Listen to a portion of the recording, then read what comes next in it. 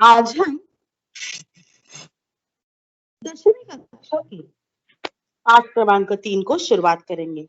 इसमें से कई श्लोक हमने 9वीं कक्षा में भी सीखे हैं एज अ अपठित पद्यांश, लेकिन वो तो रिवाइज करेंगे ही, लेकिन उसके अलावा हम और भी इस पाठ में से श्लोक देखेंगे। इसमें कुछ 11-12 श्लोक है। पाठ का नाम है व्यायामः सर्वदा पथ्यः। व्यायामः एक्सरसाइज, व्यायाम सर्वदा ऑलवेज, पथ्यः हितकारक, व्यायाम हमेशा हितकारक होता है। ये जो पाठ है वो सुश्रुत संहिता से लिया है। सुश्रुत संहिता क्या है? ये ग्रंथ है। आयुर्वेद इस शास्त्र में चरक संहिता, सुश्रुत संहिता, वाग्भट संहिता, अष्टांग संग्रह, अष्टांग हृदय जो वाग्भट ने लिखे हैं, फिर शारंगर संहिता, ऐसे अनेक सारे ग्रंथ है। इसमें से सुश्रुत संहिता ये जो ग्रंथ है वो शल्य शास्त्र पर आधारित है, दैट इज सर्जरी। उसी के एक अध्याय से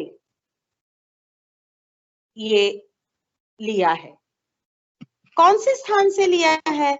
चिकित्सा स्थान से। सुश्रुत संहिता के चिकित्सा स्थान से लिया है। क्या है ये चिकित्सा स्थान? चिकित्सा स्थान मतलब चिकित्सा नाम का एक सेक्शन है। सूत्र स्थान, शारीर स्थान, निदान स्थान, चिकित्सा स्थान, कल्प स्थान और उत्तर स्थान, ये ऐसे 6 सेक्शंस सुश्रुत संहिता में है। उसमें से चिकित्सा स्थान नाम का एक सेक्शन है।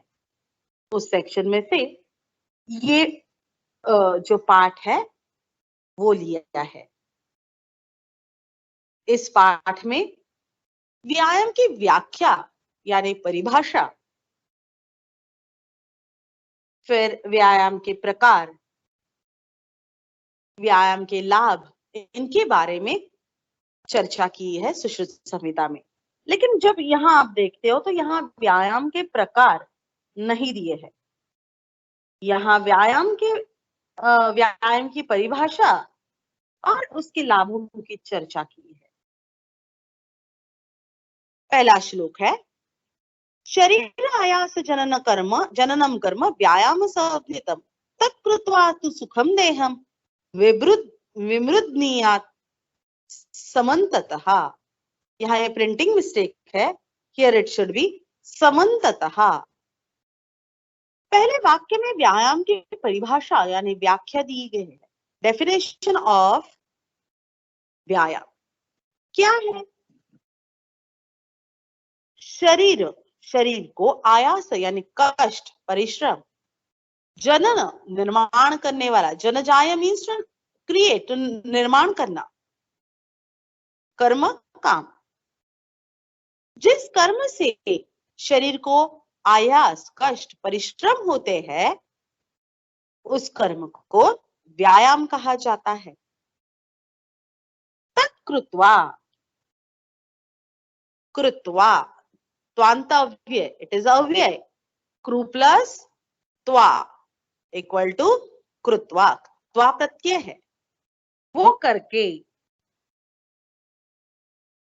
देहम सुखम, देह को सुख प्राप्त होता है। विमृद्नीयात् समन्ततः, समन्ततः मतलब सभी तरफ से, समन्ततः मतलब सभी तरफ से। विमृद्नीयात् मसाज यानी कि मालिश, सभी तरफ से मसाज करना चाहिए। कब? व्यायाम करने के बाद।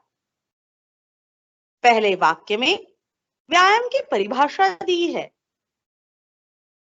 जिस कर्म से शरीर को परिश्रम या कष्ट होते हैं उसे व्यायाम कहा जाता है।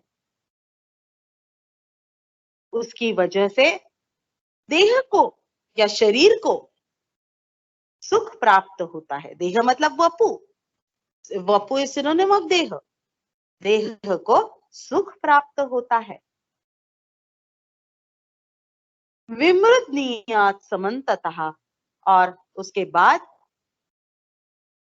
शरीर को सभी तरफ से मालिश करना चाहिए, यानी कि मसाज करना चाहिए। मैंने पिछली बार भी यही कहा था कि आसन, इसका भी व्यायाम में समावेश किया जाता है, लेकिन व्यायाम से शरीर को कष्ट अपेक्षित है, लेकिन आसन से शरीर को कष्ट अपेक्षित नहीं है। फिर भी आसन का व्यायाम में समावेश किया जाता है, अंतर्भाव किया जाता है। क्यों? क्योंकि व्यायाम से मिलने वाले लाभ और आसन से मिलने वाले लाभ ये समान है। व्यायाम से शरीर को कष्ट अभिप्रेत है, आसन से शरीर को कष्ट बिल्कुल ही अभिप्रेत नहीं है। अगर व्यायाम से आसन से शरीर को कष्ट हो रहे हैं, इसका मतलब है वो आसन गलत हो रहा है। इसलिए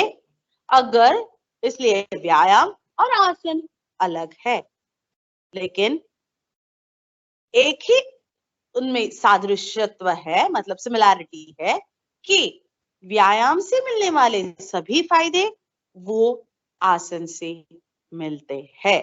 इसलिए आसन का अंतर्भाव व्यायाम में किया जाता है। यह संधि क्या है? कौन कौन से संधि है यहाँ? शरीर प्लस आयास जननम, तत् प्लस कृत्वा। Miss, can you repeat?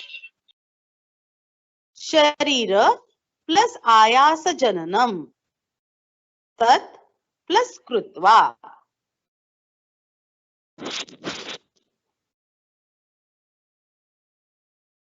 Just a minute, I'll stop recording.